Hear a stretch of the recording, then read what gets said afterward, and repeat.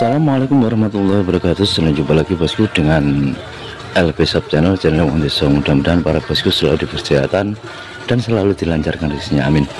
Kali ini kita akan review kolam kapasitas kecil-kecil bosku ini di Mas Ali. Mas Ali itu adiknya Pak Haji Musleh. Jadi dia juga punya kolam yang bersama Haji Musleh itu bosku.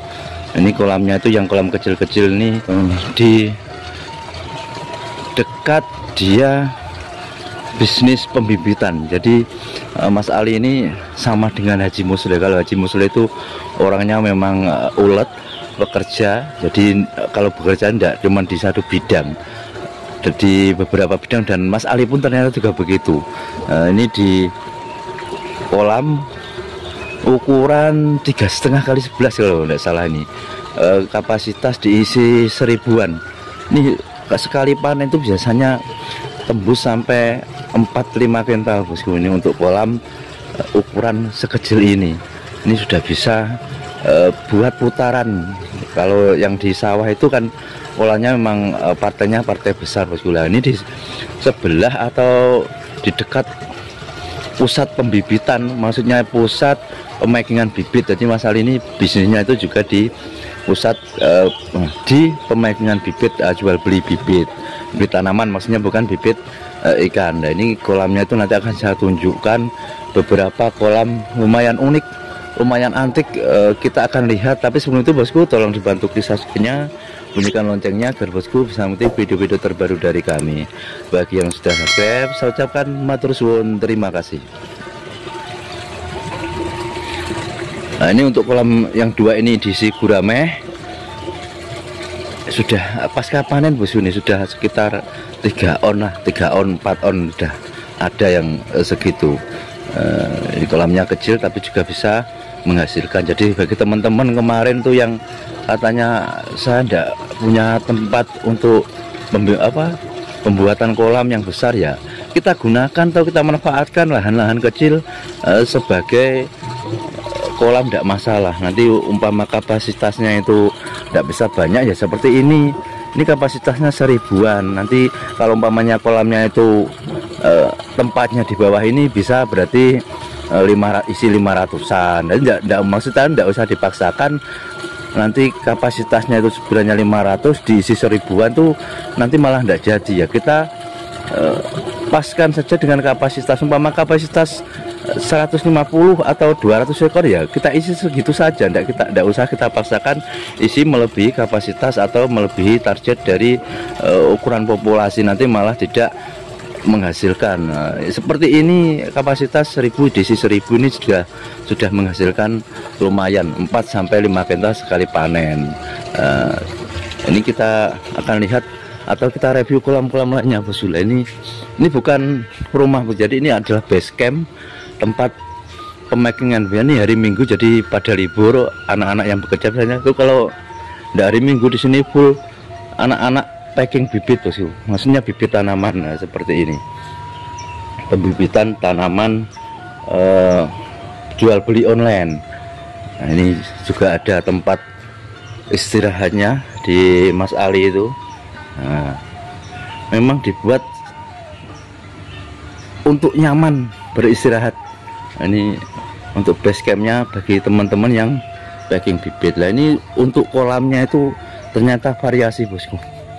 Nah, dulu ini saya kaget bosku, karena dulu tidak seperti ini. Maka saya sudah lama tidak pernah kesini kan. Dulu itu tidak tinggi segini, cuman biasa saja. Jadi datarannya dataran rendah, soalnya tanah ini memang aslinya itu tinggi terus digali. Jadi tempatnya itu memang istilahnya seperti joglangan lah, bekas galian gitu.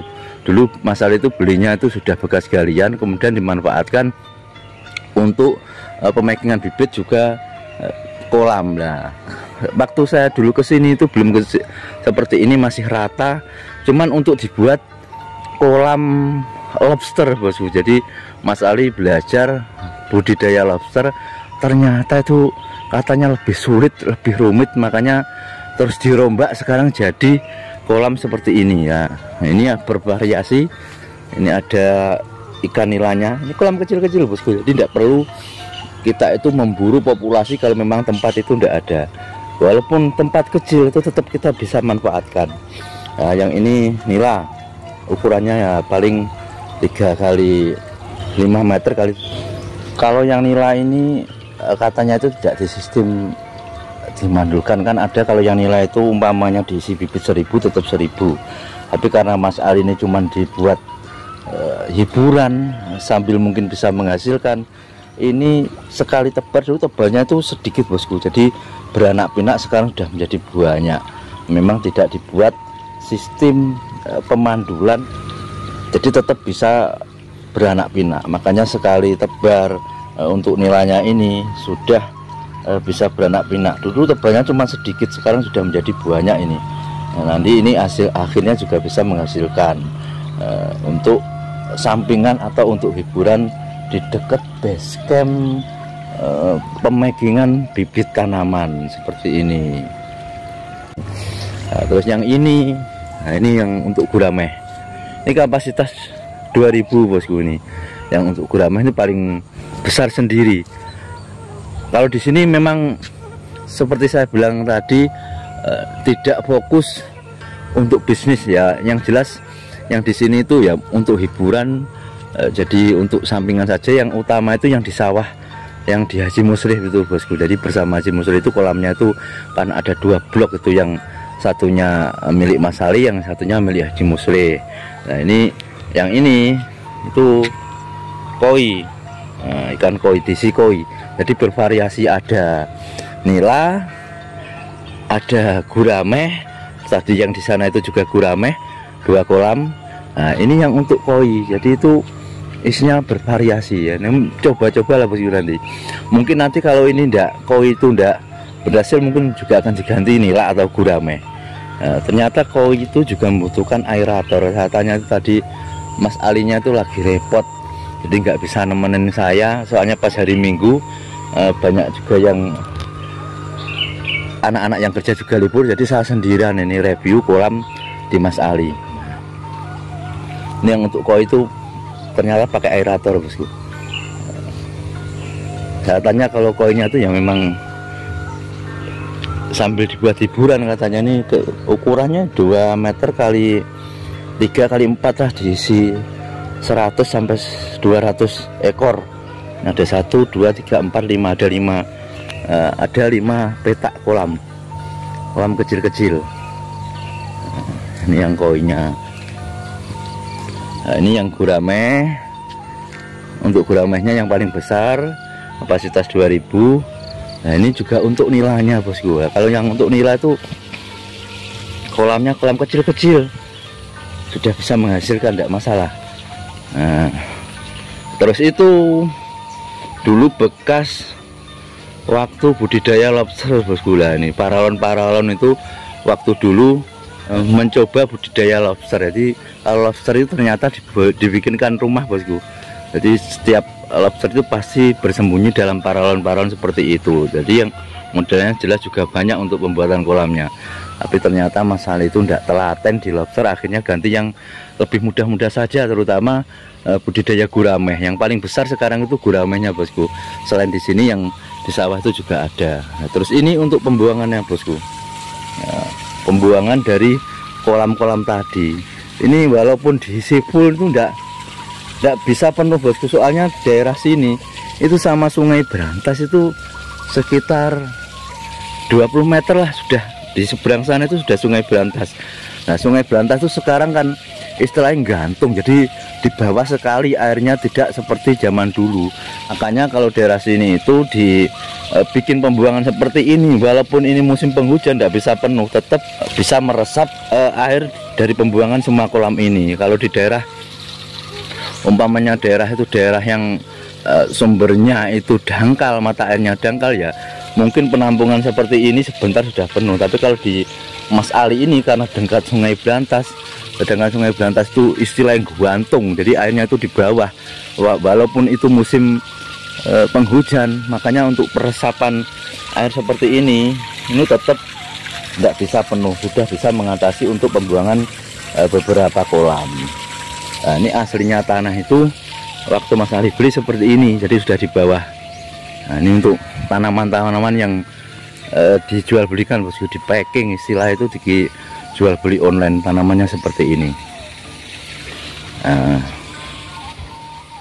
Kalau untuk nilainya itu memang waktunya panen, ada yang waktunya panen, kalau yang ini masih kecil-kecil bosku. Jadi baru tahun ini Mas Ali itu mengawali bisnis atau menambah bisnis. Aslinya bisnisnya itu sudah dijual beli online itu bibit tanaman. Nah, sekarang mengembangkan bisnisnya, melebarkan sayap bisnisnya itu di budidaya ikan. Jadi dicoba pertama mencoba lobster itu tidak telaten, akhirnya ganti yang diperbanyak itu sekarang guramehnya. Untuk koinya ini sekedar cuman buat hobi, nanti kalau bisa menghasilkan ya alhamdulillah katanya. Terus untuk nilainya itu memang juga agak fokus, ada 3 kolam, itu waktunya panen. Tapi yang lebih utama lagi adalah untuk ikan guramehnya. Jadi intinya itu saya review kolam-kolam kecil seperti ini tuh biar menjadi motivasi bagi para bosku yang kemarin itu banyak yang ngejat sebenarnya ingin budidaya ikan tapi tempat saya itu terbatas, tempat saya kecil. Ya kita budidaya semampunya bosku, sesuai kapasitas untuk kolam, untuk tempatnya. Jadi kalau tempatnya kecil ya bisa dibikin kolam kecil-kecil seperti ini. Ini ukuran 2,5 kali 4 meter juga sudah bisa dibuat kolam.